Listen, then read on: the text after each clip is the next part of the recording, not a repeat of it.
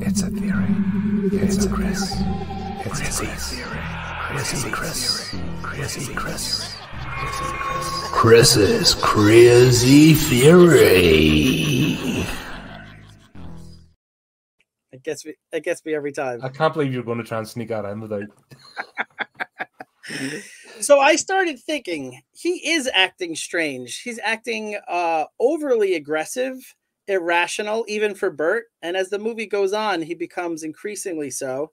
And I started thinking, well, maybe this parasite of the... Think back to Tremors 3. Right, he cares. Tremors 3 is a perfect example, back to perfection. Yes. Where he's admonishing everybody for not keeping up to date with everything he put in place. The fact that he went and put protection in place for everybody shows that he cares. He didn't sit on his castle. Right. And keep himself safe. He'd done all these GraBurToid detection radars and seismographs, and everything was all linked up. Yeah. That's Burt. This wasn't.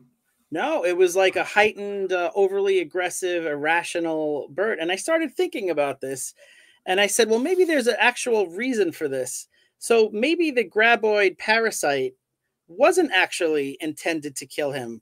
Where do we know that why do we think that it's intending to kill him? Because that one doctor who looks like she's all of 20 years old said like, oh, the parasite is going to kill him. We don't know much about these GraBurToids. In fact, one of the doctors references that they have no connection to anything else on the evolutionary tree, which I loved hearing that line because it really, gave credence to my Martian theory. my Martian theory. So I'm thinking maybe the parasite does something different than what they think it does. Maybe it's not intended to kill him. Let's look at this more. Are you thinking more of a symbiote than parasite?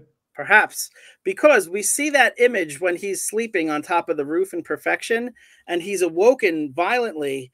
The way the director shot it, he has these vivid images of the GraBurToid. If you have a parasite in your belly, you're waking up in pain. You're not waking up to these vivid, dreamlike images. And later on, That's what I thought from the trailer. I thought he had a psychic link. That's what I'm. I didn't get the payoff. Well, maybe it didn't pay off yet, but that's what they're hinting at. And later on, when she says, "I'm sorry, there's nothing more I can do for him," meaning according to her great medical knowledge, he's done for. And that's why Travis gets angry and turns around. And then what happens? Well, Burt just stands up and everything's fine. Miraculously, he's healed because the GraBurToids weren't trying to kill him. They were trying to take him over. Why would they try to take him over? Well, this movie talks a lot about bioweapons. That's one of Burt's big theories. He thinks DARPA is trying to create a bioweapon. In fact, they weren't. And the head DARPA agent was like, oh, that's a good idea at the end of the movie.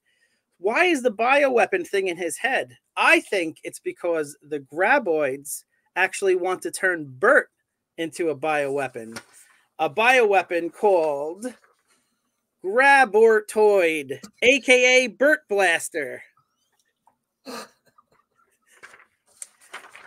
This theory has a 99.8% margin of error for accuracy. But listen, they realize who's the biggest threat to the GraBurToids. Burt. He's killed more GraBurToids than the entire human population combined. They realize that they can't defeat him.